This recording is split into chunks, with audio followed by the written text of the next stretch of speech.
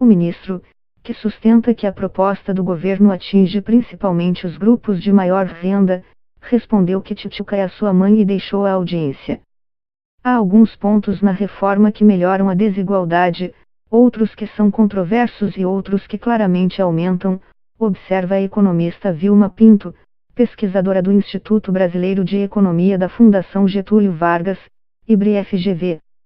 A meta de Bolsonaro é economizar cerca de R$1,10 trilhão em 10 anos com a reforma.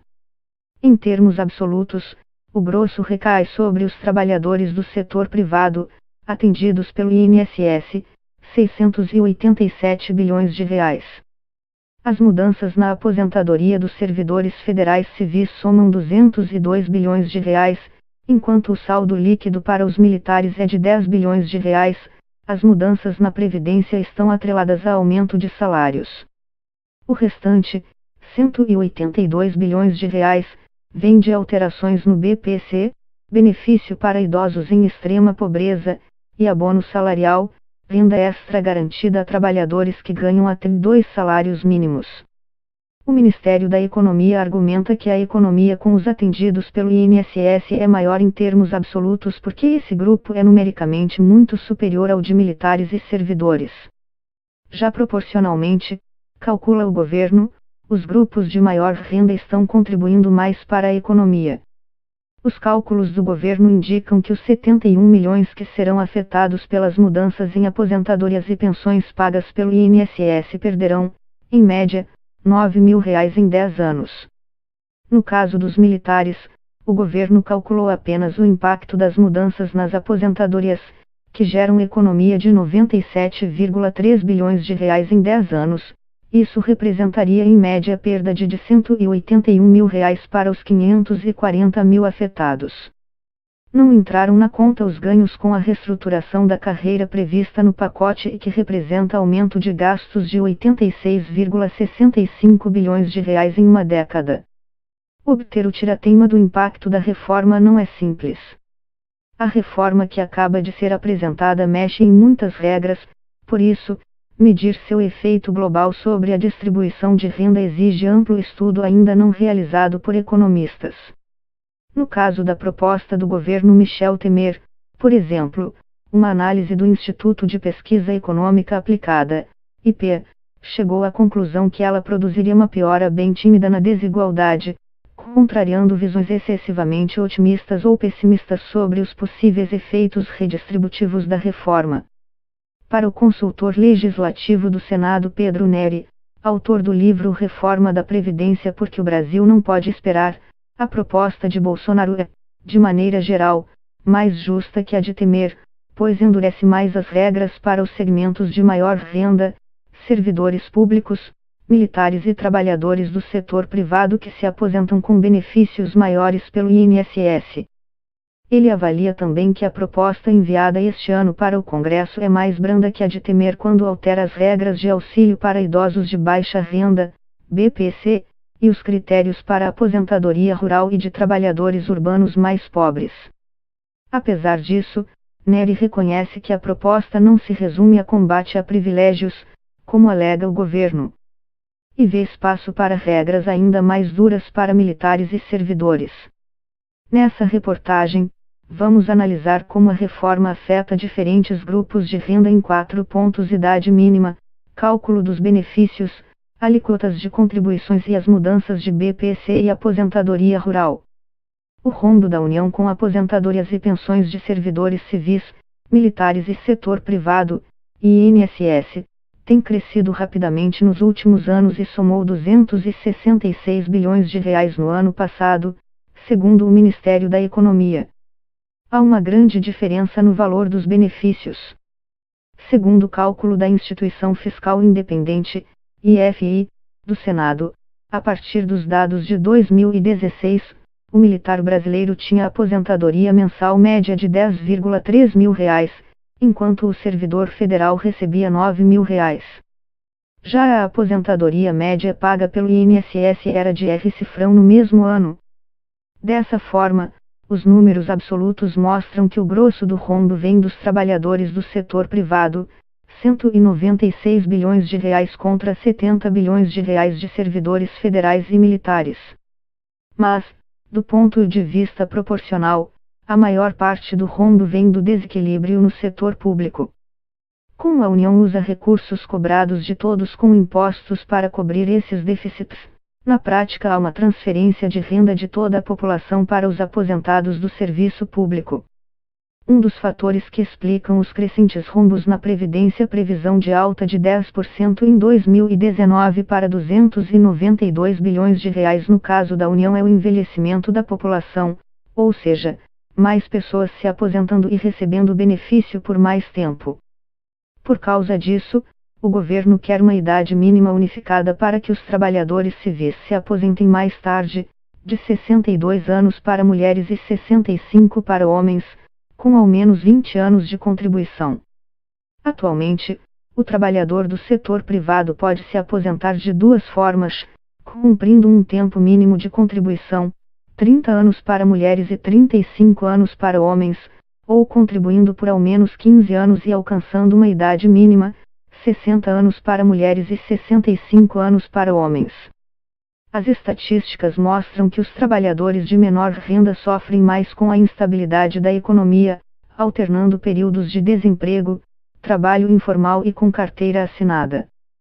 Por isso, mesmo começando muito cedo a trabalhar, não conseguem contribuir por 30 ou 35 anos. Já pessoas de maior renda têm mais estabilidade profissional e se aposentam mais cedo, normalmente, por tempo de contribuição. Em média, quem se aposentou pelo INSS em dezembro por tempo de contribuição tinha 54,2 anos e passou a receber R$100 por mês. Já o benefício médio concedido aos que se aposentaram por idade ficou em R$100. A proposta de Bolsonaro é que a idade mínima de 62 anos para mulheres e 65 para homens valha também para os servidores civis, com exigência de ao menos 25 anos de contribuição. A queda no tempo mínimo de contribuição exigida não significa que a regra foi afrouxada para o servidor, pois o valor da aposentadoria ficará reduzido se ele não contribuir por mais tempo, entenda melhor no item 2. Já os militares terão seu tempo de contribuição mínimo elevado de 30 para 35 anos, mas não terão qualquer exigência de idade mínima. O argumento do governo é que a carreira tem especificidades próprias. Este tema, da idade mínima, para nós que precisamos de rigidez física para o combate, para a atuação, para a garantia da lei e da ordem em todas as atividades que temos, é um tema importante, disse em janeiro o comandante da Marinha, Ilques Barbosa Júnior, ao justificar a diferença. Ou seja, a unificação da idade mínima é justa no caso dos civis, pois vai obrigar os trabalhadores de renda mais alta a se aposentarem em idade semelhante à dos mais pobres hoje. Além disso, é positivo para as contas do governo porque são benefícios mais altos que passarão a ser pagos por menos tempo. Para ambos os grupos haverá um período de transição das regras. No caso do INSS, o aumento do critério mínimo de 15 para 20 anos prejudicará diretamente os mais pobres, em especial as mulheres, destaca a economista Joana Mostafa, do IP. Análise realizada por ela a partir de dados de 2014 mostra que 61% dos que se aposentaram por idade não atingem 20 anos de contribuição. No caso de mulheres, esse percentual sobe para 69%, refletindo a interrupção da carreira por causa da maternidade ou sobrecarga no trabalho doméstico. São justamente os trabalhadores de menor escolaridade, negros, mulheres, que mais sofrem com rotatividade e desemprego. Eles já têm dificuldade de contribuir por 15 anos, quem dirá por 20, destaca Mostafa. Além do aumento do tempo mínimo, o governo também quer elevar o tempo total de contribuição necessário para alcançar aposentadorias mais altas, tanto no INSS, quanto no setor público, exceto militares. A proposta é que o trabalhador que atingir 20 anos de contribuição terá direito a apenas 60% a média dos seus salários como aposentadoria. A cada ano extra de contribuição a taxa subiria em 2 pontos percentuais, de modo que só será possível se aposentar com 100% da média da remuneração ao longo da vida após 40 anos de contribuição. Quem pode contribuir mais é quem tem mais estabilidade no mercado de trabalho, mais escolaridade, renda mais elevada. Se ele quer um benefício maior, é justo que trabalhe mais, afirma. Pelas regras atuais, o benefício do aposentado no setor privado é calculado com base em 80% da média dos maiores salários. E o valor integral desse cálculo, sem incidência do fator previdenciário, é garantido quando a idade de aposentadoria e o tempo de contribuição somados dão 86 no caso das mulheres e 96 no caso dos homens. Hoje, a grande maioria dos aposentados do INSS, 85%, já ganha até 2 salários mínimos e o pagamento médio em 2018 ficou R$ na aposentadoria urbana. São mudanças que afetam grupos intermediários na distribuição de renda, ressalta Pedro Neri. Um pequeno grupo de trabalhadores que contribuiu por pouco tempo, mas sobre salários maiores, tem perdas com a nova fórmula, ressalta. Joana Mostafa considera positivo o achatamento dos benefícios. Ela ressalta que a renda média do trabalho no país é de apenas R$ dado do IBGE.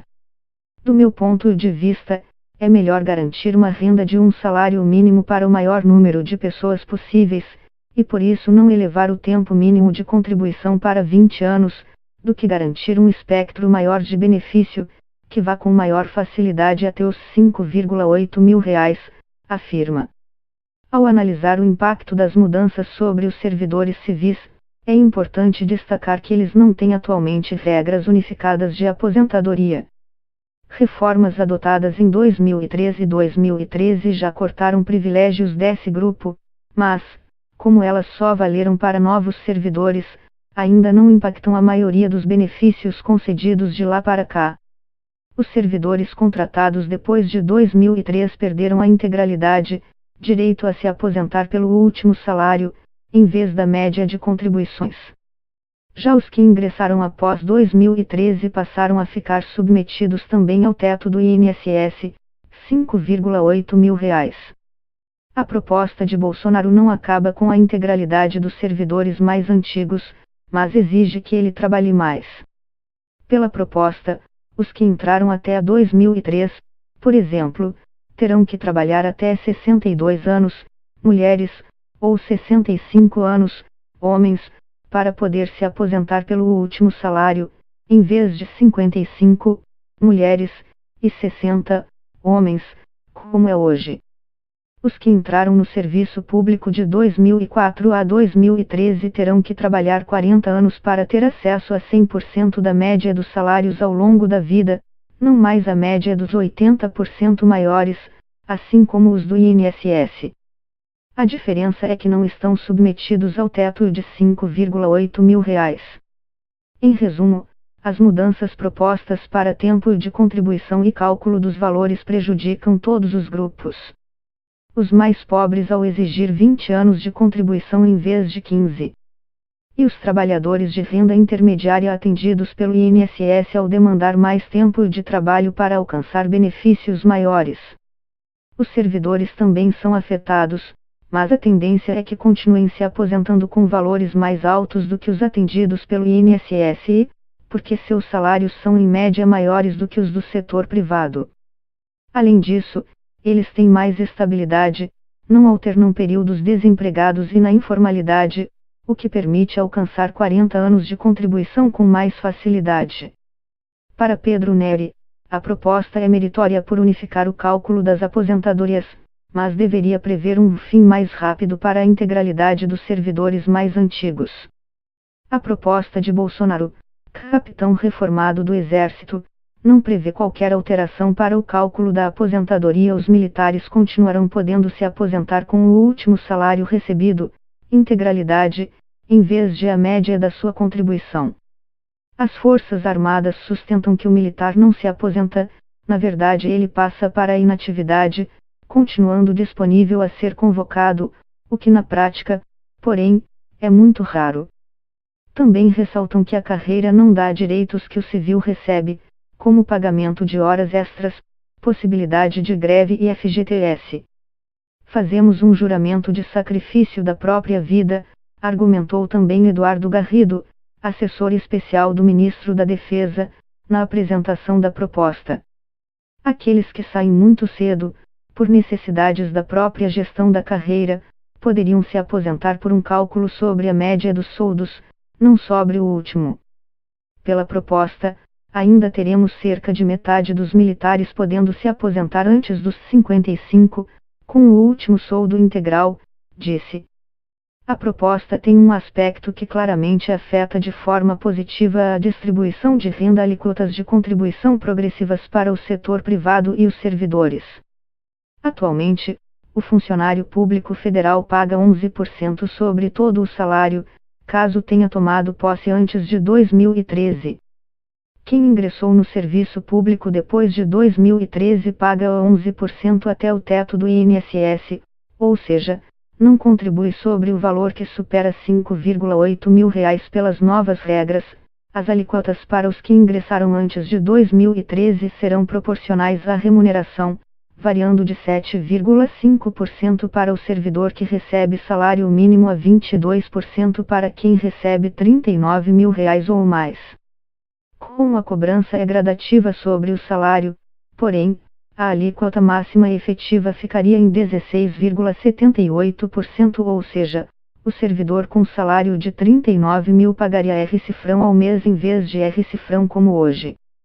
A questão deve parar na justiça. Servidores dizem que uma alíquota alta, somado ao que já pagam de imposto de renda, configuraria confisco.